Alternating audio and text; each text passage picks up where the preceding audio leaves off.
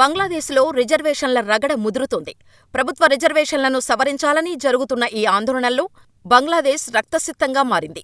రాజధాని ఢాకా సహా బంగ్లాదేశ్లోని అన్ని రంగాల్లో హింసాకాండతో రక్తపాతం ఏరులై పారుతోంది. పోలీసులు, అధికార పార్టీ కార్యకర్తలతో ఘర్షణ పడటం వల్ల 300కు పైగా మరణించారంటే అర్థం చేసుకోవచ్చు అక్కడ పరిస్థితి ఎలా ఉందో. బంగ్లా ప్రధాని షేక్ హసీనా రాజీనామా చేయాలని వేలాది మంది నిరసనకారులు పిలుపునిచ్చారు. దీంతో వారిని చెదరగొట్టేందుకు పోలీసులు టియర్ గ్యాస్, స్టన్ గ్రానైడ్లను ఉపయోగిస్తున్నారు. దీంతో ఆదివారం సాయంత్రం 6 గంటల నుండి బంగ్లాదేశ్ వ్యాప్తంగా కర్ఫ్యూలో ఉంది. అసలు బంగ్లాదేశ్లో ఏం జరుగుతుంది? రిజర్వేషన్ల రగడకు కారణమేంటి?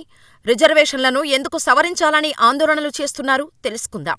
1971లో బంగ్లాదేశ్, పాకిస్తాన్కి మధ్య జరిగిన యుద్ధంలో చాలా కుటుంబాలు నష్టపోయాయి. అలా అమరులైన వారి కుటుంబాలకు బంగ్లా ప్రభుత్వ ఉద్యోగాల్లో 30% రిజర్వేషన్లు కల్పిస్తుంది. ఇప్పుడు ఆ రిజర్వేషన్లు రద్దు చేయాలని, అందరికీ సమన్యాయం చేయాలని అక్కడ ప్రజలు డిమాండ్ చేస్తున్నారు. ఈ రిజర్వేషన్ ఆందోళనలు జూలై నెలలో మొదలయ్యాయి. అప్పటినుంచి ప్రభుత్వానికి పన్నులు కట్టవద్దని, బిల్లులు చెల్లించవద్దని, ప్రజా రవాణా ఆపేయాలని, అన్ని ఫ్యాక్టరీలు మూసేయాలని బంగ్లాదేశ్ ప్రధాన ప్రతిపక్షం బీఎన్పీ ప్రజలకు పిలుపునిచ్చింది.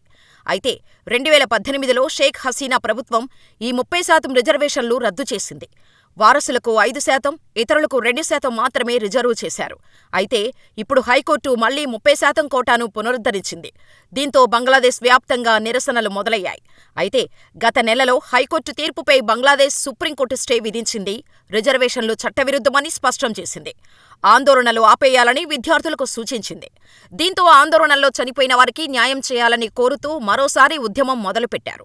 కాగా ప్రస్తుతం బంగ్లాదేశ్లో అవామీ లీగ్ పార్టీ అధికారంలో ఉంది. అయితే జనవరిలో 4వసారి షేక్ హసీనా ప్రధాని అయ్యారు.